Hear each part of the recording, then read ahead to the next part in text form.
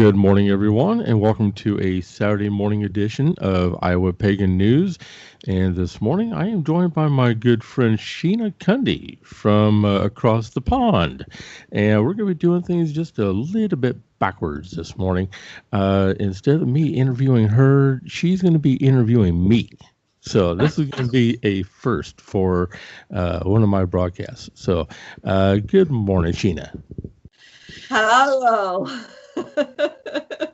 How does it feel to be sat at the other side of the table? Well, this is going to be interesting.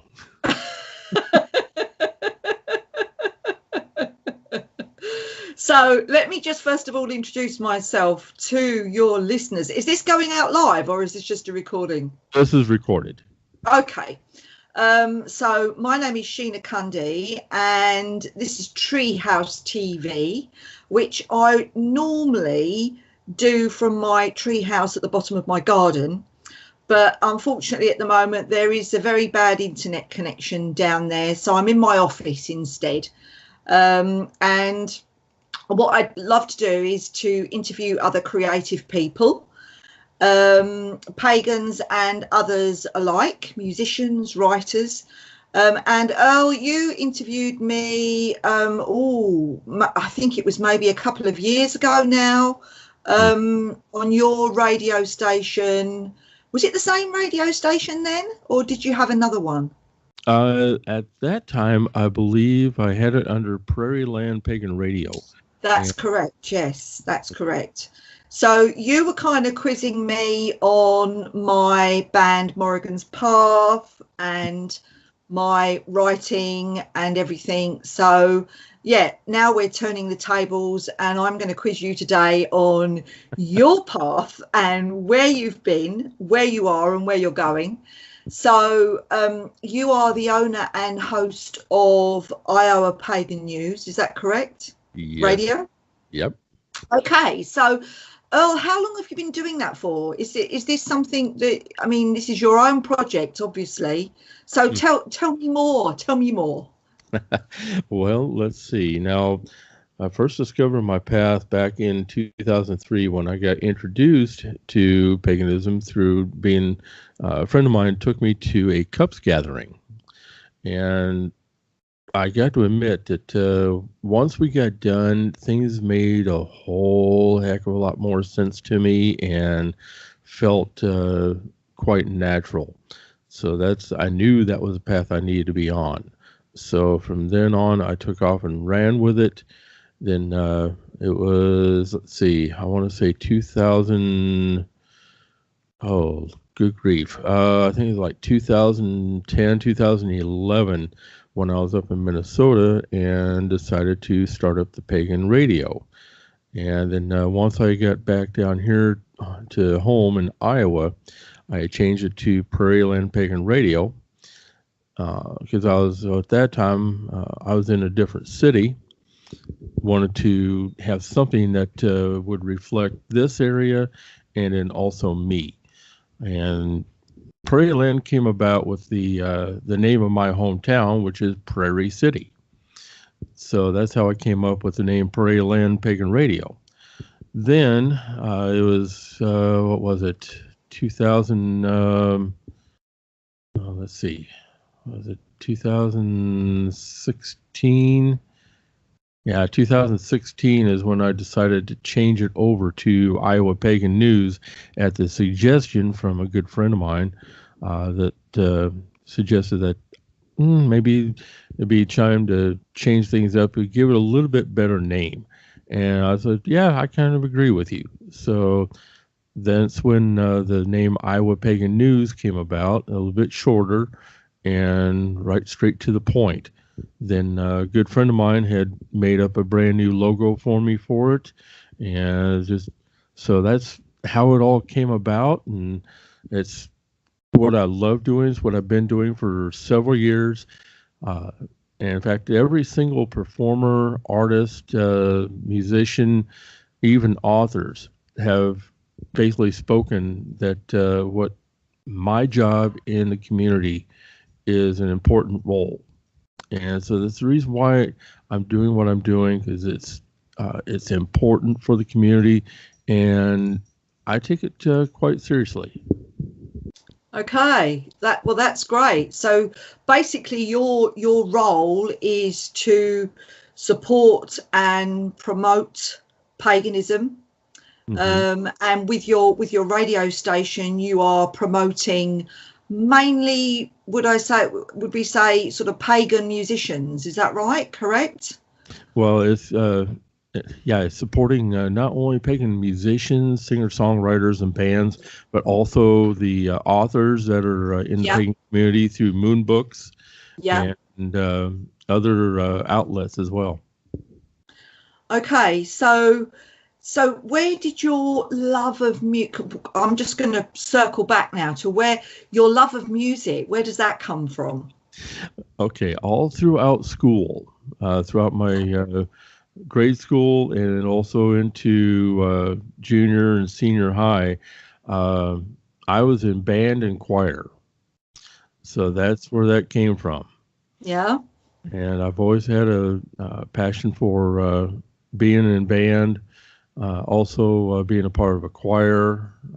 I got to be I've been in several choirs over the years and really enjoyed my time with it. And I think the last one I was a part of was the UU Fellowship, and so it's still there. Great. So if you were going to be, if you were, what would be your part in a band now? If somebody said to you, right, Earl, you could be in a band, what part would you play? Would you be the front man? Would you be the drummer? Would you be the guitarist? What would you be? That would have to wind up being because I do play the hand drums, so that part I do, and then also some vocals too. Okay, good, great. So can I ask you at the moment, who is your favourite pagan musician?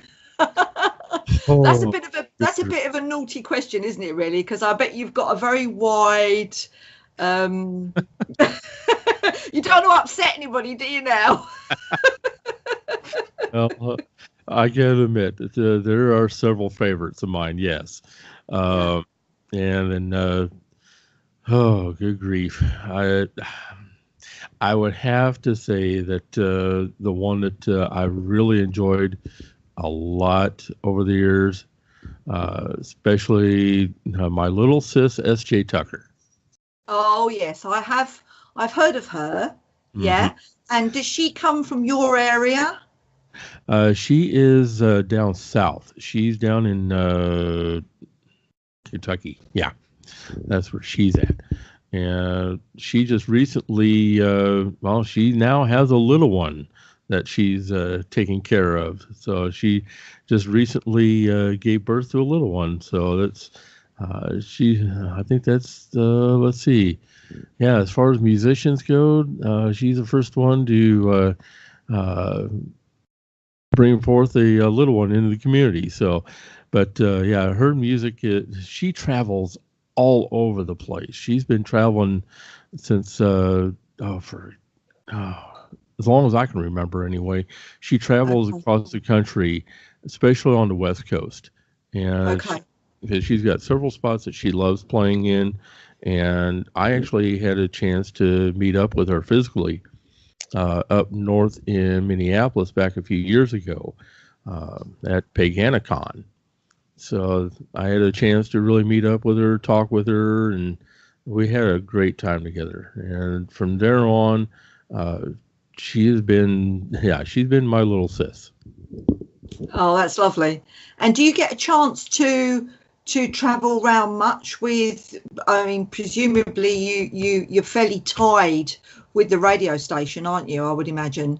Oh yeah, and plus it can also be mobile as well, because I've got this year is going to be the first year that we're actually going to be doing some traveling to local events around Iowa. So we're going to be doing a little bit of traveling so we can broadcast live on site and then really connect with the community.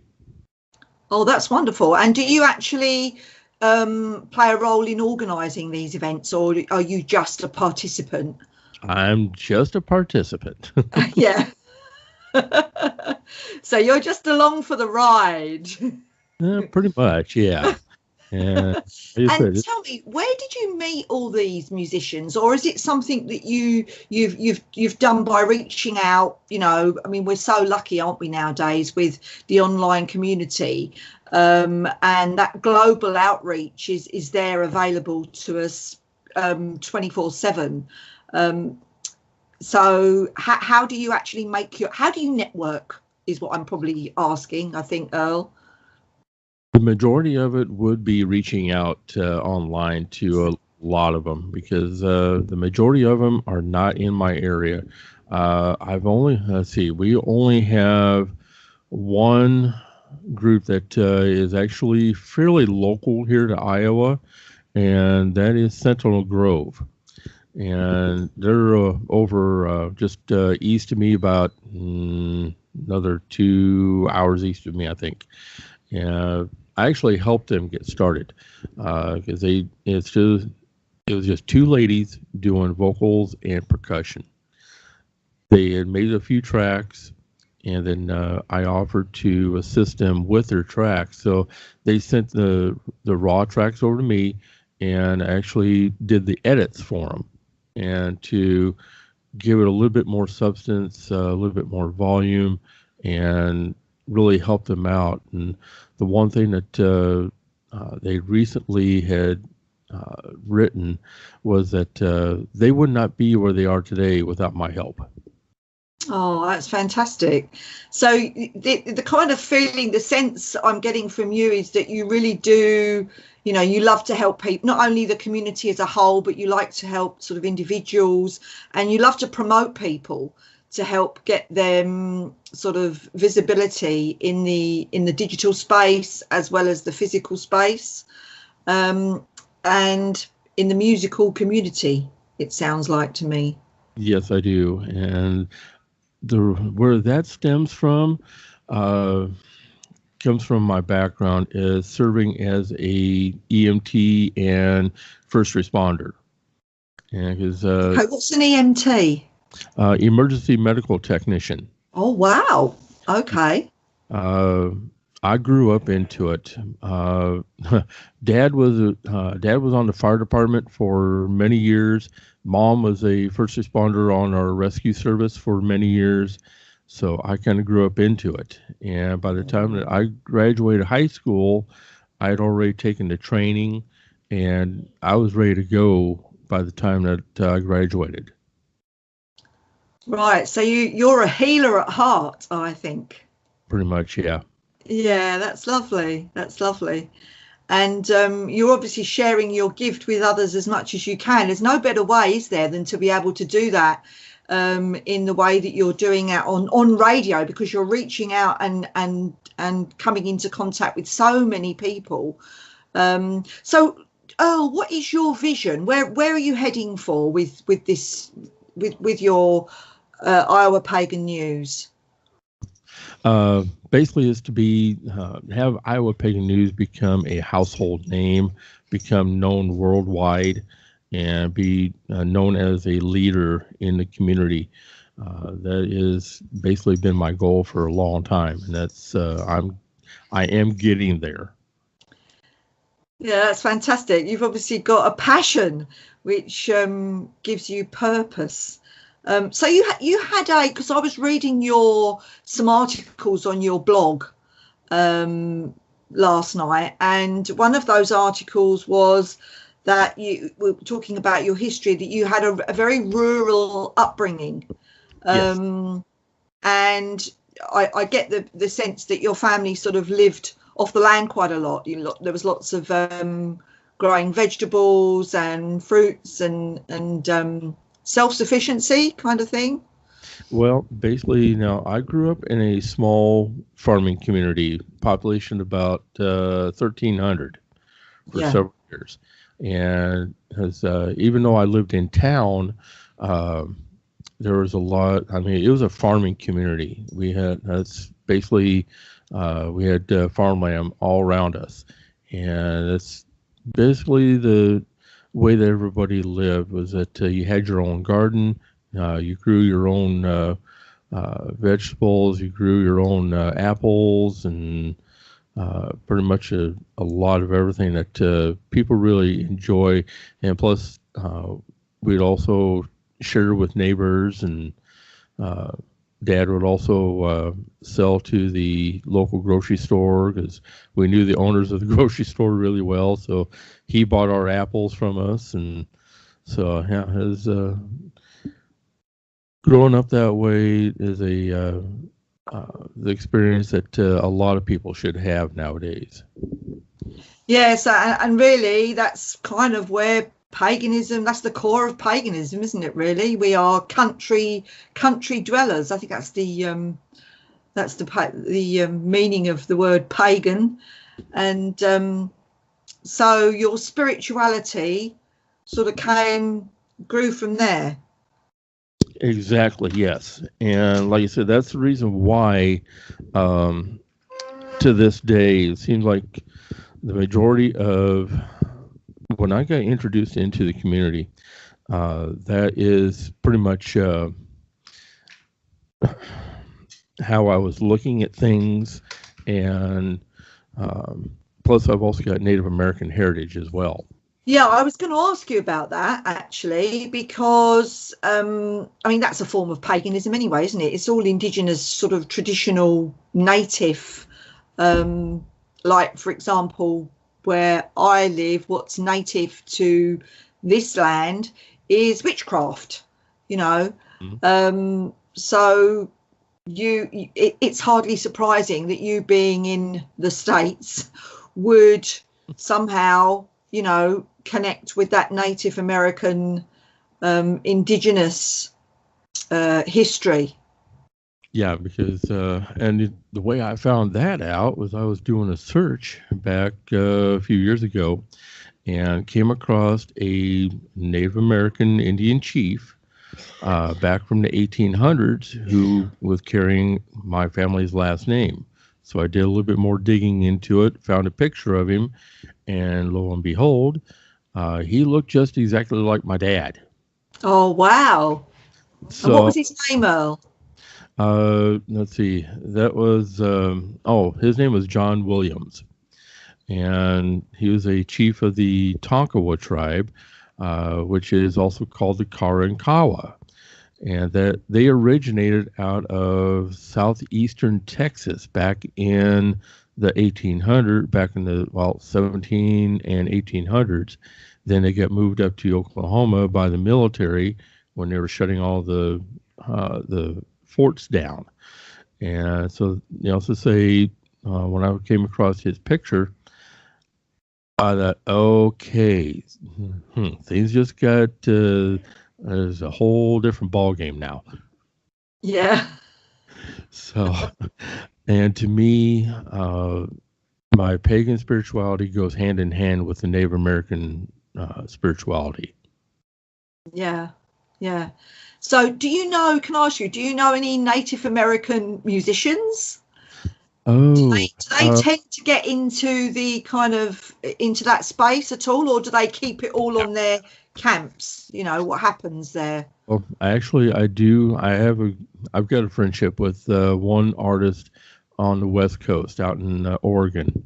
And ever since I started listening to his music, he became my Native American brother. And his name is Jan Michael Looking Wolf.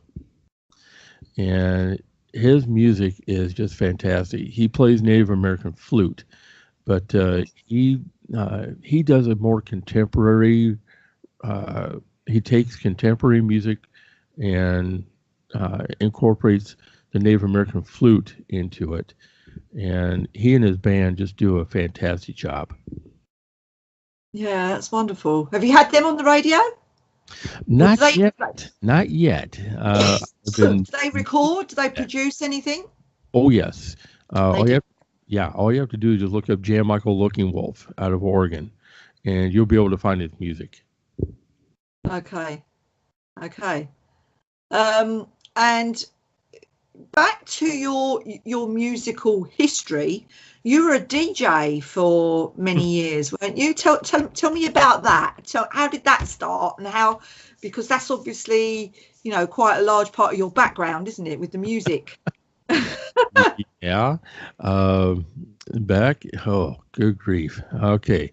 Back in 2001, I want to say, I was up in Minnesota, and at one of my hangouts that I would go to on Wednesday nights, they would have karaoke shows. And so back then, yeah, I was doing the karaoke thing and going to shows and whatnot. And then my local hangout was looking for a Wednesday night DJ to do the karaoke shows. And I was like, so I volunteered. And they basically, I got started with that using their system. But the way I was doing the shows, a lot of people really liked my personality and how I was doing things. And lo and behold, one night I had a lady come up and ask me if I did weddings.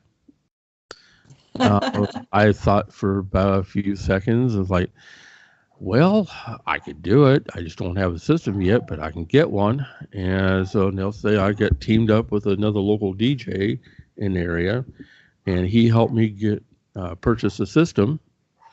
He got me set up with a full system, music, and the whole bit. And so from there on, at that time, I was working as a low voltage wiring technician. And switching over to adding DJ into that was, kind of an interesting mix. People never would have thought that I would become a DJ, but I did. And so that's what got the ball rolling. And from then, things took off from there. And I had been a DJ for the last 16 years, up until this past December when I decided to retire. Oh, you've retired. So okay. So you don't work. This is what you do. This is kind of volunteering. Well, no, I'm still working full time as a call center representative. But as far as the DJing goes, you've retired from that. Yeah, I retired from the DJing because it was just getting to the point where it's no longer fun for me, and it's getting to be too stressful. And plus, I'm 51 now. I'm not a young kid anymore. It's like it was taking too much out of me. Welcome to the club, Earl. Welcome to the club, the 50s club. So tell me, you obviously really enjoy promoting pagan musicians from all around the world. Do you have any aspirations to travel across the pond at all? Oh, trust me, I have been invited numerous times to travel across the pond. Yeah. There's been several people that have invited me to come over. I'm like, if I can ever afford to do it, yeah, I'll do it. Oh, yeah. Tell me, do you have any kind of sponsorship for the radio, or do you aspire to that, or how do you make it work? How do you actually do it financially? Well, it's been all of my own funding. I have been seeking out sponsorships and still waiting for the right person to come along who wants to sponsor it and invest into it. And that's one thing that I've been really hoping for. But a lot of it is my own funds. Oh, well done you. That's fantastic. So I know you said your vision, you talked about your vision earlier. What's kind of going on the station at the moment? What can we expect to hear from Iowa Pagan News? What's going down? Well, basically what I've got going on is the one thing that I've always strived to do is do things differently than everybody else. because we've got several other pagan radio stations out there that are playing right now. And it seems like the majority of them are doing just plain music. And I wanted to be different. I'm incorporating live recordings into it, live broadcasts. I'm also incorporating the live on-site broadcasts, music, news, announcements on events, and so much more. It's like you said, I have the mindset that I want to be different from everyone else. Yeah, that's great. And obviously, with all the opportunities there are on social media today, it's easy, isn't it? Or it's a lot easier than it was to promote what we do and to reach out and connect and network with others. Now, I noticed that you're fairly active on Facebook. Are you active on any other social media platforms, or is it just Facebook? Well, I do also have Twitter feeds. Okay. How do you find Twitter? How do you find Twitter? I can't get on with Twitter at all, I'm afraid. I feel like I'm just a little person in a big room with lots of people shouting. I just can't get on with Twitter, but I love Facebook. I really, it feels to me more sociable than Twitter does. But yeah. How do you find Twitter? Well, yeah, I would agree that it's all it is just a bunch of posts and texts, and even though on my feed I will get there'll be times I'll see live video or pictures being posted, whatnot, but that's pretty much the extent of it. There's really no way of really being social with anybody on there. No, it seems to me it's quite difficult to. Well, I've got a friend who only uses Twitter and she loves it. She's never off it. Whenever I'm there, she's always tweeting. But it's like it doesn't seem to be as easy to interact with other people on Twitter, whereas on Facebook it's a lot easier, isn't it, to interact, have conversations with people, and it just feels a much friendlier space, don't you think? Yeah, it is. And in fact, there's people now who are using Instagram and Pinterest, and but I never really got into those other two formats. It's just not, to me, if I can't figure something out, I'm not going to use it. There is a bit of a learning curve, isn't there, associated with all these different platforms. I think, personally, I think that if you could stick to one or two and sort of work with where you feel most comfortable, that seems to work for me anyway. So Earl, tell us what you're up to today. Are you heading off to the station today, or are you working, or what are you up to today? Well, as soon as we get done, I have to make an appearance at the UU Fellowship, the Unitarian Fellowship. They have a special deal going on today, and today will be my official start as an official member of the Unitarian Church.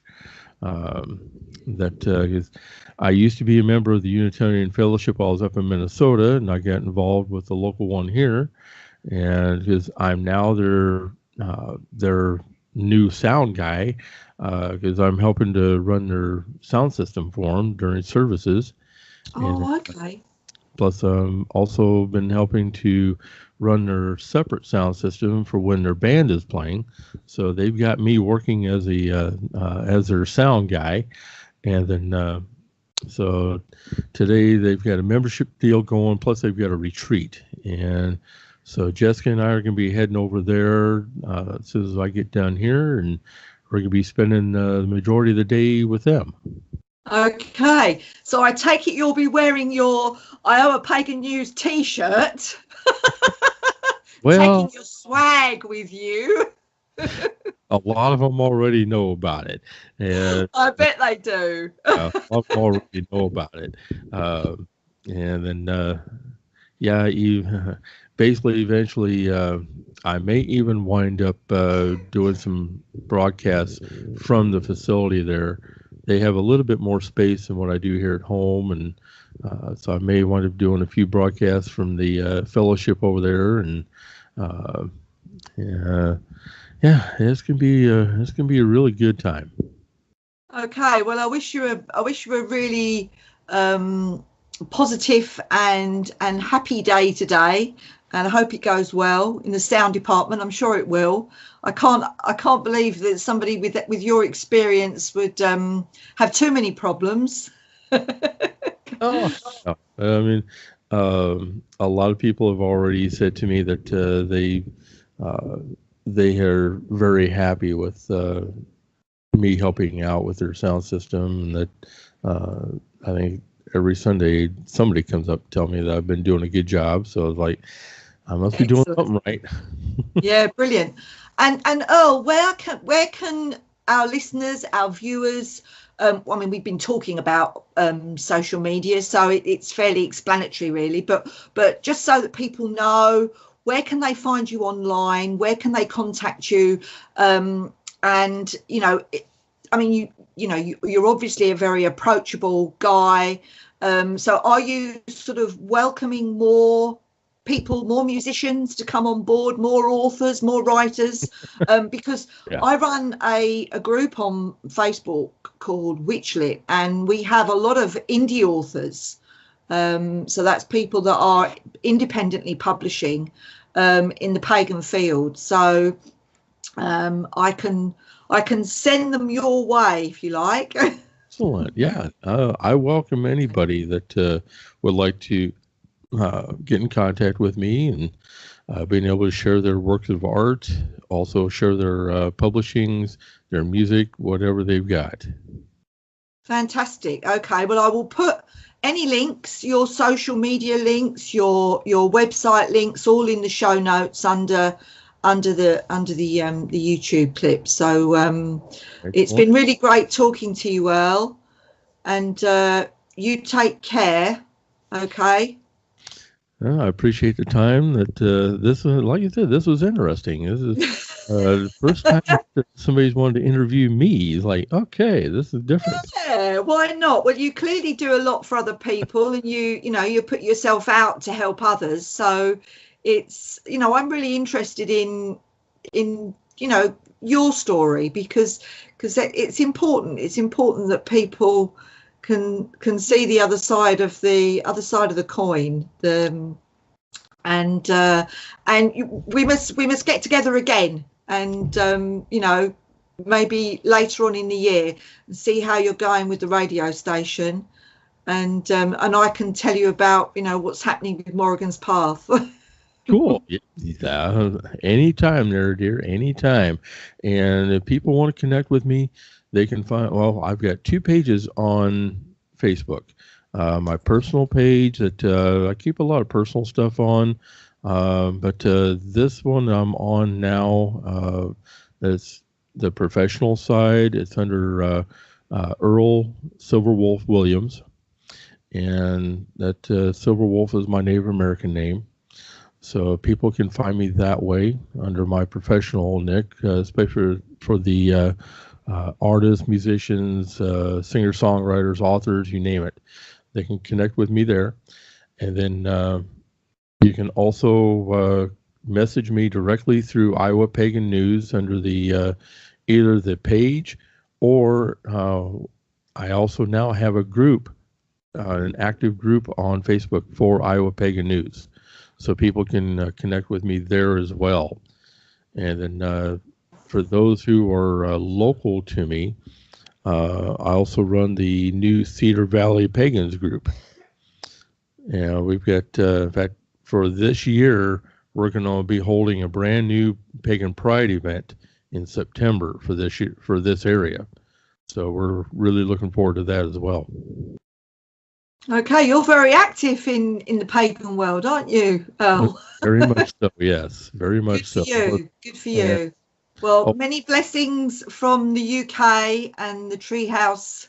Well, my pretend treehouse at the moment, but maybe next time, because I spoke to my husband before we came on today, and I said to him, look, you know, can we get some sort of internet connection down in the treehouse? Because although we film in the treehouse, we do recordings, but I don't actually do any online stuff in there. But it would be great to do our next interview in the treehouse, because it's quite a special place. But anyway, you take care and you have a good day, Earl. And I'll see you in your Facebook group on social media. All right. Sounds good. Thanks, Sheena. Appreciate it. Okay. Take care. Bye.